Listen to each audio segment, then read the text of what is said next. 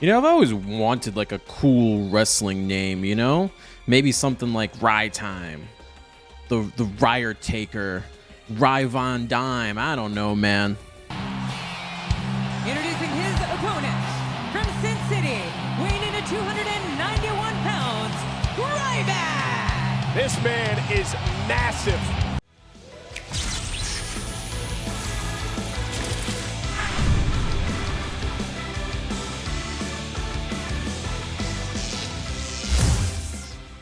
Anyway, what's up, boys? It's me. I know it's been a while since I've uploaded on this channel, and I've been doing some thinking about the channel. As for those that don't know, at this point, I did take a few weeks off for my birthday. I am a 30-year-old boomer now, and you know, gotta figure out how to switch up your time, if you will. But I'll talk about that more at the end of this video. So if you're interested in any of that, just skip to the end or just watch the whole video, and you'll be able to see whatever I'm gonna say about me taking breaks and whatnot about, you know, Duel Links and Master Duel and all that. But without further ado, let's get into it. Rise to KoG, Gokey. Now, one thing I want to note before we go too much further into the video. First, like, comment, subscribe, but more importantly, this isn't actually a brand new account. This is my original account. This account has decayed all the way down to rookie rank. You guys some of you guys saw me play a little bit of the a couple of games at rookie rank on the live stream on Tuesday, which you should definitely check out the live stream if you don't, because that's sometime gonna start playing some live games on the live stream, because why not? It's fun. And I took this opportunity to do a Rise to KoG on the main account because honestly, the hardest part of Rise to KoG is just creating the new account, the PvE. The PvE is harder than the PvP for me. For me, if I have all the cards, getting to KoG is extremely easy. It's just getting the cards in the first place, farming all the gems necessary in order to do so. That's always the most kind of annoying part. And so because of that, I chose a deck that's extremely free to play. If you decide to want to copy my deck list, there's one card in there that's arguably not free to play, and I'm gonna be honest with you, it only won me one game in gold rank, and I never summoned that card again. So, you know, it's definitely not necessary for the deck, and I'll show you what is necessary for the deck in order to play it efficiently and to get over that 90% win rate that I essentially got. You can see here I have 121 wins this season. That's going all the way from rookie all the way to KoG. Was roughly 80 to 90% win rate. I don't know the exact number because I didn't keep, you know, exact track of all the games that I did, but I did have to go all the way from rookie, so it's going to be a bit more than, you know, my average KoGs that I get on this account whenever I just go into it, you know, or when I used to play the game more actively. And as you can tell by the title of the video, we went ahead and used the Gouki archetype. Oh my lordy, this archetype is extremely fun. It's new from the Link era box that came out, and it is really fun. If you love OTK decks, in my opinion, this is the best OTK deck right now. It is extremely consistent. It is very hard to stop, especially in a meta that is lacking hand traps. A lot of people are dropping hand traps since they don't work on Link monsters. And of course, monsters can't be flipped down and whatnot. It's very strong. I'm gonna quickly go over all of the cards and what they do. I will have the 5 games that I played to get to King of Games, so I'll explain how the deck works better, like in a duel, in those. So if you're just looking for live replays, go ahead and skip to that part in the video. But I wanted to kind of talk about the deck for someone that's never played Goki before and just wants to pick this deck up. So first things first, Life Point Boost Alpha. This is a must play in my opinion. This is an OTK deck, which means most of the time you want to go second. That being said, if you go first, this deck actually is extremely powerful going first for a couple of reasons. And to help us with those reasons, we want to run Life Point Boost Alpha to just have a higher chance of successfully surviving that first turn. Right now on the ladder, most decks that you face are not OTK decks. So just with Life Point Boost Alpha and the one Octo Stretch hand trap, which we'll talk about later, in the deck, that those being there are extremely helpful to just not die. So there you go. We'll talk about it as we get to it. First card up, Gouki Suprex. This is the kind of a bread and butter starter card of the deck. Gouki Suprex, when you summon him, you're able to summon another Goki monster from your hand, which makes it extremely, extremely useful to get your link plays going. Goki Riscorpio, no real relevant effect. He's just when he's able to summon himself without tribute if you only control Goki monsters or no monsters whatsoever, and is just a big body. The most important thing is he's a different level Goki, and that's one thing you want to make sure you have different levels so all of the effects of the Gokis can operate correctly, namely the rematch, which again we'll get into later as we talk about card for card. Twist Cobra is your other just amazing card that you have. Quick Cobra has a quick effect where you can tribute a Goki monster, take the original attack of that Goki monster and add it to another Goki monster. And of course, you can do this all in damage calculation. So you can just give one of your Gokis an insane attack boost. And getting rid of the Gokis will trigger their effects. All Goki monsters have this effect where if they are sent to the graveyard, either by tributing or whatever, they get destroyed, whatever the case, they are able to go ahead and search another Goki monster with a different name than itself. So, you know, if I get rid of Suprex, I can add Twist Cobra. If I get a Riscorpio, I can add Suprex, etc., etc., etc. So this card really, really helps you do that, as well as give you attack points. Goki Headbat lets you select a Goki monster that you have on the board. It increases attack points and then summon it at the cost of discarding a Goki from your hand. So that's a really nice way to get another monster on the field in order to get you an attack boost. Goki Iron Claw is kind of a hand trap. Is whenever you attack, you can make your Goki monster gain 500 attack, and then it's unaffected by your opponent's card effects. This is one after it's, you know, in damage calculation. So most of the time, you're already past all effects that are, you know, going to be negate worthy. So it's mostly for the 500 attack. If there's anything that's going to reduce your attack in the battle phase, this will negate it if you run into that. That never became relevant on this KoG run. Maybe it'll be relevant in some other KoG run. Goki Octo Stretch. This is a hand trap where if you're being attacked, you can discard it and you take half damage for that attack. And this is how you're going to prevent yourself from being killed. So very important card to have in your arsenal. Goki Rematch. This is I believe a level up reward. We only have one copy of it, and it is extremely strong. You must have two different leveled Gokis in your graveyard.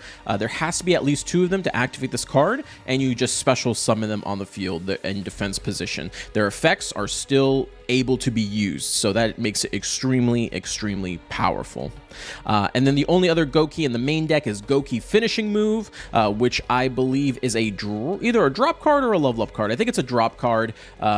Yes, it's a drop card, and you need one of them in order for this deck to function. And basically, you choose a Goki Link monster you control. It gains attack equal to its Link rating times 1,000, and it'll also inflict piercing damage to your opponent. However, you can only attack with the Goki monster that you have chosen. So it's kind of an all-in move, if you will, and it's part of the bread and butter OTK combo with this deck. For other cards I put in the deck, I put Reinforcement of the Army.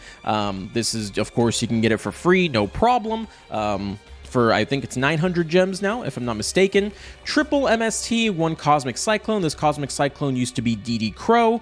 Me personally, as I was doing the KoG climb, I just kept running into Dark Magician over and over and over and over, so I did not want to really deal with that anymore. So I put in triple MST and one Cosmic, but these slots can honestly be, and if you have DD Crows, you can put DD Crows in here. If you have MSTs, you can put those in here. This is just whatever generic traps or spells that you want to run, you can run in these slots. So you don't have to choose these slots. These are just what I had. I've had Cosmic for years, and MST should be one of those cards you are actively going for as a free-to-play player. You should be trying to use your dream tickets in order to get that.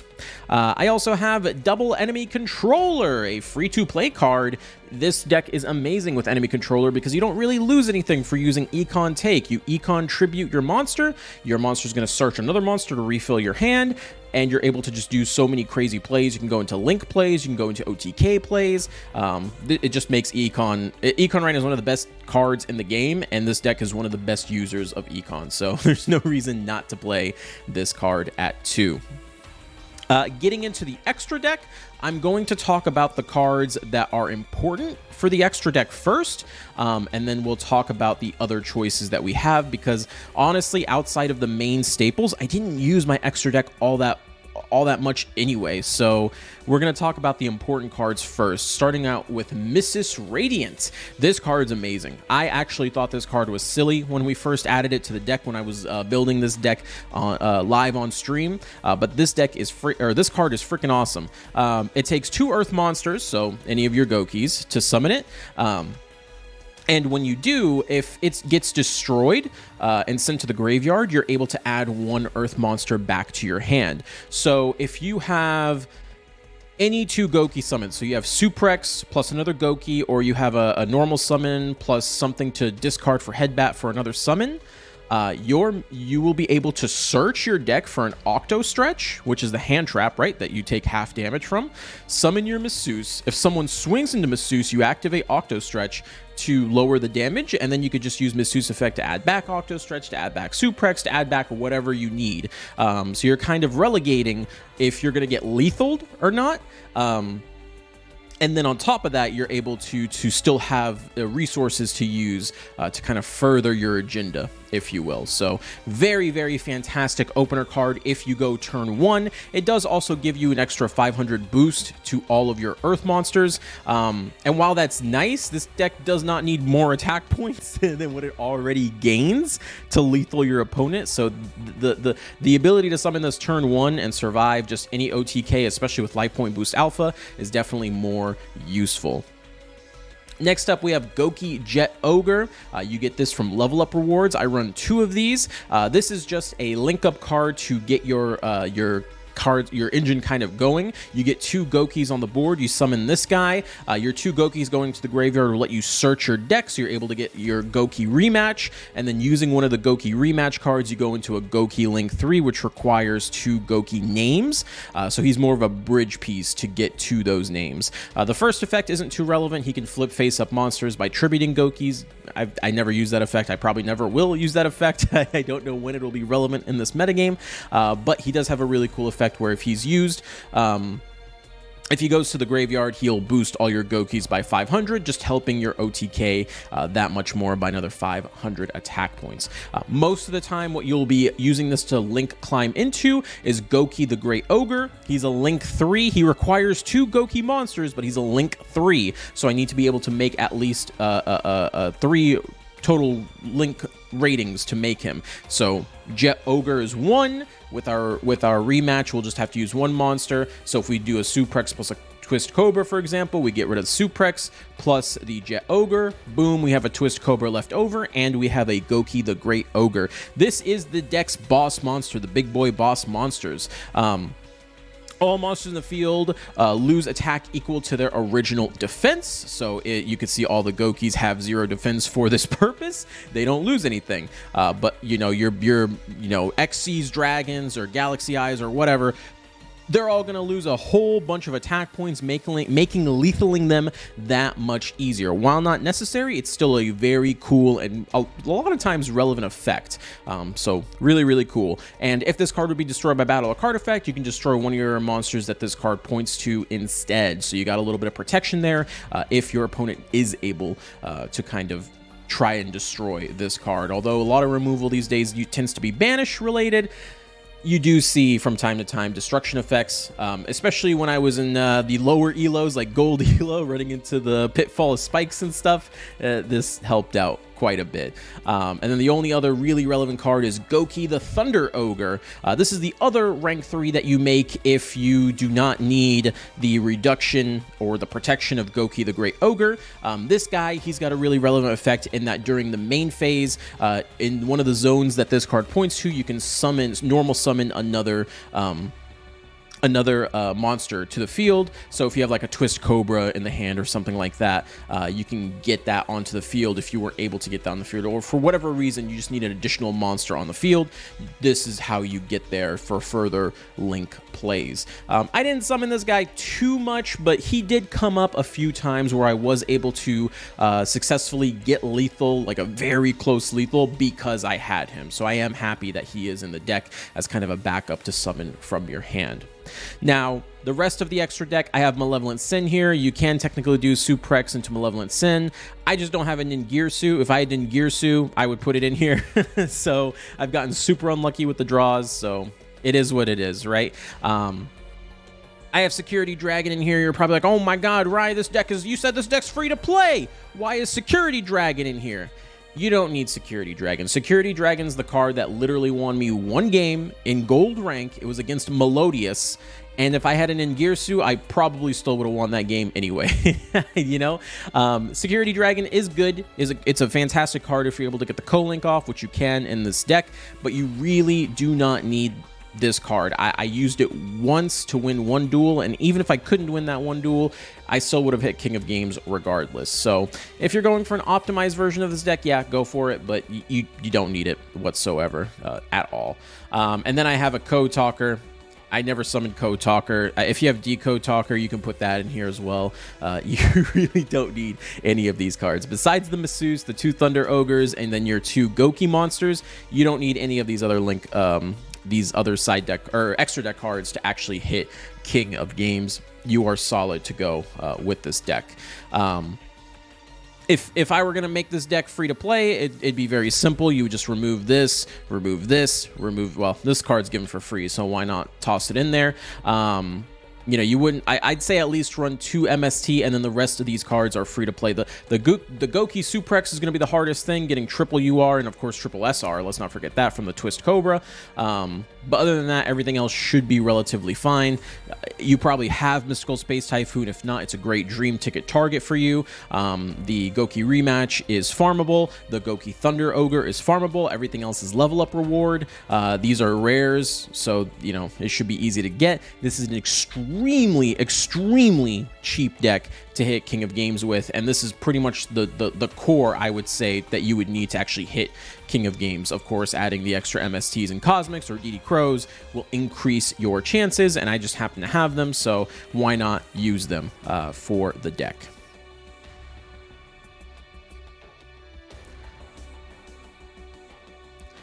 In terms of pros and cons for this deck, pros, it is an extremely consistent OTK strategy that is very difficult to stop because hand traps, like I said, have mostly disappeared, and even if they were around, you can't Sphere Karibo this guy, you can't you can't White Princess. If you have Kiteroid but you have a monster on the field, you have Piercing, and your attack value is going to go very, very, very high. You start at 26, you gain another 500 from Jet Ogre, you get 3,000 from Goki finishing move, you get another 1,600 from Twist Cobra by tributing itself to boost yourself, and another 500 from Goki Iron Claw. You are going to reach astronomical levels of damage that is all piercing damage, which is going to end a lot of decks when they can't hand trap you or can't do anything to you. Most times, even if I went up against another Goki that had an Octo Stretch, I still had enough damage to the half damage to still win. And even if you do not get the OTK, this deck can actually still kind of fight on its own. So a lot of these other effects are really relevant, and if you do invest further into the deck, get the Ningirsu, the Security Dragon, etc., you can actually go further with the deck other than just OTK plays. You know, you could do like protect the Goki, the Great Ogre, or, you know, get a Goki Thunder Ogre with high attack points. things like that I've been able to do. But most of my wins, I would say, are the OTK. Right, let's get into these replays here. These are my 5 KoG matches that I played to get into King of Games. So these are the final 5 that I played. This first one is just going to illustrate the kind of bread and butter combos of the deck. You can see I'm going first, use the Reinforcement of the Army, add the Suprex, my best starting card. Suprex, I'm able to summon another Goki monster from my hand, keeping the Octo Stretch in my hand just in case there's some OTK potential. Get these 2 on the board, go into the misses. We just end on misses. I already have the Octo Stretch. I don't need to search it. If I didn't have it, I'd go ahead and search it. Usually my first searches are the Octo Stretch and the Goki rematch, so I have a follow-up for the next turn. Goki rematch to summon the 2 Gokis from my graveyard, which I just used to summon the misses. Now, as long as these 2 cards in your hand, you could choose to search whatever else you want. Generally speaking, I'll go for like a Suprex or another Headbat, something along those lines. I accidentally pressed the Headbat here when I went to go for the Suprex. My opponent doesn't ultimately end up doing anything in this match. He just bricked unlucky, but he allowed me to do the full combo. So let's go into the full combo. Goki Suprex, or I could have rematched at this point. Doesn't really matter what I do. I still have my normal summon to do all my plays. We just go ahead and use the Goki top deck Suprex, another Jet Ogre. I get 2 more searches. That's the power of this deck. Go ahead and search that finishing move so we can end this ASAP. Gonna go ahead for that Goki rematch to bring back 2 of my Goki monsters. Go ahead, link summon into the Great Ogre. Great Ogre is going to reduce his attack points. Going to gain attack points. Finishing move, swing in Iron Claw, 71 hundo. Huge OTK. That is pretty much the basic combo that'll win you 90% of your games. All right, next up, balanced deck. I don't know what it's going to be, so I kind of want to play it a little safe. We summon our Goki Rescorpios, triple set our cards. It's another Dark Magician. There is so many Dark Magicians on the ladder. I feel like it is the most played deck, so that is why I pack a lot of back row removal. Goes for the Dark Magical Circle, boom, hit him with that Mystical Space Typhoon. Doesn't matter what happens now, the duel is essentially over. I Cosmic, probably didn't need to. Maybe I should have saved it for another circle in case I bricked, but you know how it goes, boys. We don't brick in this house. Top deck a monster, and that's pretty much lethal. As long as I have 2 monsters, if my opponent doesn't have back row, chances are the hand traps aren't going to be relevant because I use link monsters and most of them just aren't really affected by most hand traps. And we just go into our typical combo to OTK, are able to search the rematch and the finishing move by the 2 cards I just sent. The rematch, gonna go ahead and summon back my monsters. Goki finishing move, boom, it's over. GG's, we win. Another matchup. This time we have Heroes. Heroes is another archetype that I faced quite a bit right after Dark Magician, I would say. I think it's because they're just so easily to play back row with them. That's why we see so many of them on the ladder. Maybe, I don't know. This guy goes for a Stratos. He's going to search cards, and I think he triple sets. No, double sets, which is still pretty scary. I top deck another Suprex. Already had one. My hand's not the best. We summon the Suprex. It gets negated. I go ahead and activate Headbat so I can summon another monster to the field. He Karma Cuts, which in my opinion, this is actually kind of okay because he is using 2 back rows to essentially take care of 1 monster, which is pretty good for me. The Goki Twist Cobra in my graveyard can be used at a later point, and as long as he doesn't remove this monster I'm about to summon, I can always search Octo Stretch and live and be a-okay. So we go ahead, we pass turn back to him. He goes into his Blaze Man, searches for his Polymerization. This is where they start to kind of set up the OTK for Hero OTK. He goes in for the Fusion Summon, brings out Sunrise. We don't care about Sunrise that much. Goes in for the Miracle Fusion to summon out another monster. Even through 5,000, Heroes can normally OTK, but this is where Octo Stretch is going to come in with the clutch. Goes into his Shining, goes to swing, Sunrise Pop. I go ahead and search for that Octo Stretch. He attacks directly. We take half damage, so we're chilling. Go down to an extremely low 600, but that is all I needed. Suprex comes out with the Iron Claw. Jet Ogre comes out. We search for the combo cards. Go in for the rematch, for the finishing move. And that's it. That's the end of the game. This guy, if he knew what my deck does, he would surrender at this point. Go in for the Twist Cobra summon. Go in for the Great Ogre. Go for the search that I don't even need. Get that attack boost. Gokey finishing move in my hand. Go ahead, give me that insane attack boost. We swing in. We Twist Cobra. 77. Boom. Lethal. Easy game, easy life. Next up, you already know, Xyz Galaxy. It's all over the ladder. It'll always be all over the ladder. Just like Blue Eyes White Dragon will always be in Platinum and below. Let's see how we can do against Xyz Dragon here. We're going to start off, you know how it goes, Xyz Galaxy. He sets up his plays. You're a Wizard, Ari, etc., etc. Goes into his Phantom Lord, which is actually quite an annoying card to deal with because you do need your early Gokey searches. That's kind of a weakness of this deck. Anything that stops your searches is very, very powerful. So Abyss Dweller, Photon Lord, etc., etc. Even things like DD Crow at the right time can be very detrimental. Most people don't know that, though, so they don't even chill. And to be honest, if a Photon player just stayed on Galaxy Photon Lord, you would just outgrind them anyway. So anyway, we go in Mystical Space Typhoon, the back row. He's going to go ahead. He actually attaches a Galaxy Cyclone to himself, which is very odd. You would think he would just add it to the hand, but, you know, it is what it is. TTH, do not play Treacherous in this meta. This meta is garbage for Treacherous Trap Hole. If you run into Salamangreat, which I did not in my 5 KoG rank up games, but I ran into a lot of them in my early Legend and Platinum games, this card's going to be useless, so you don't want to deal with that. We go in, he goes in for the negate on my Suprex. That actually is going to trigger and allow me to search. I go ahead and search for the Octo Stretch, and I'm going to chill at that point with one set card, my 1 MST. He's going to go into his Galaxy Blade Cypher Dragon to get rid of my MST, which, hey, you know, we take those. It really doesn't bother me whatsoever. Doesn't have any other cards, so he swings in. I get rid of the Octo Stretch because I don't need it. And at this point, this duel is over because I have Suprex plus another Gokey. I didn't even need a top deck card. This game is GG. We go into Jet Ogre, get our 2 searches. We're going to get our rematch plus 1 more card. Go ahead and search those right now. Add, looks like I added the headbat. I could have added anything. Doesn't really matter. Rematch to bring out 2 Gokey monsters. Go ahead and bring Octo Stretch so when we use it, I can get another search. Great Ogre comes out, greatly reducing. Look at that. Have you ever seen a Galaxy monster with such low attack points? Woo-wee! Jesus. Go ahead, search my Twist Cobra.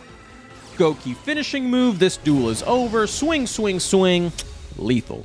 And then finally, the last game I faced to get into KoG was indeed another Xyz Galaxy Eyes monster guy, whatever. Current win streak 4. Let's go.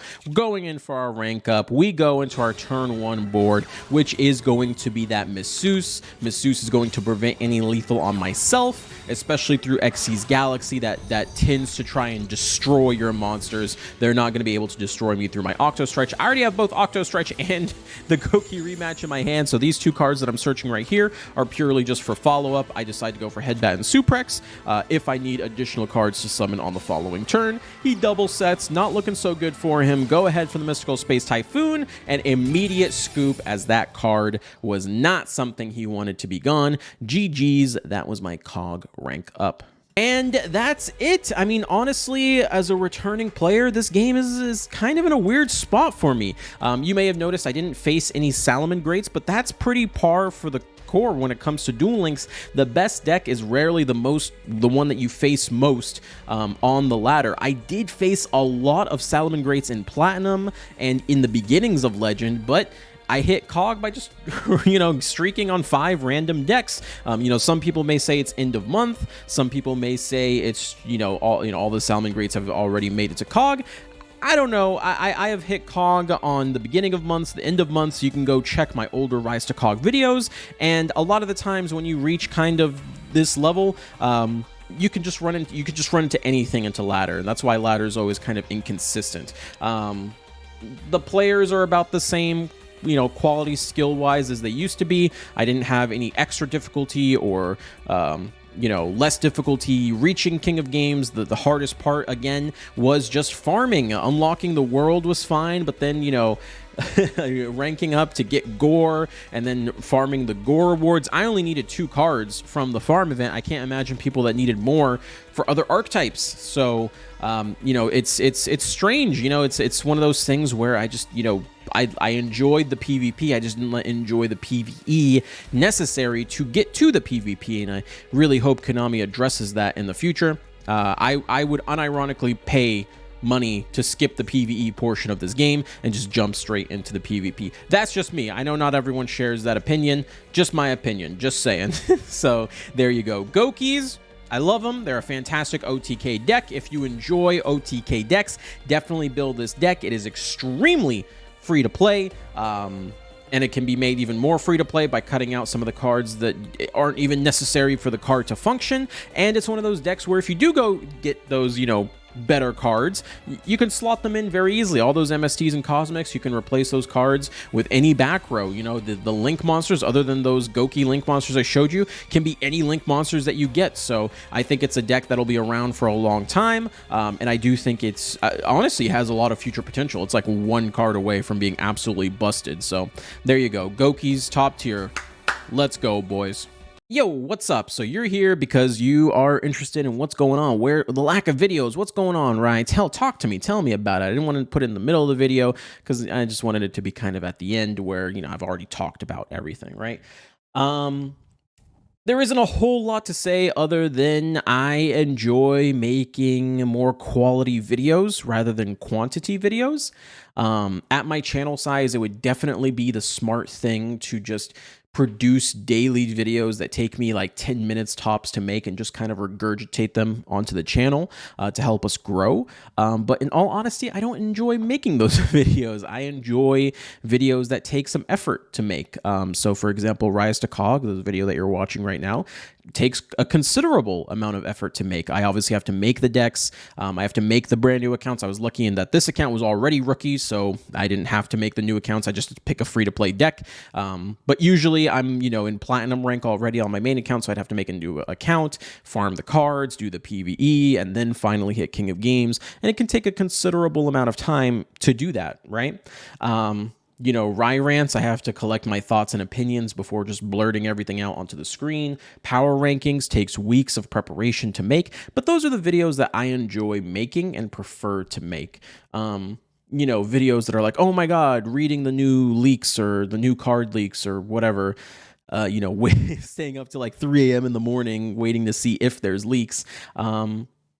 You know, those types of videos I'm just not a huge fan of. Ban list reaction videos, stuff like that.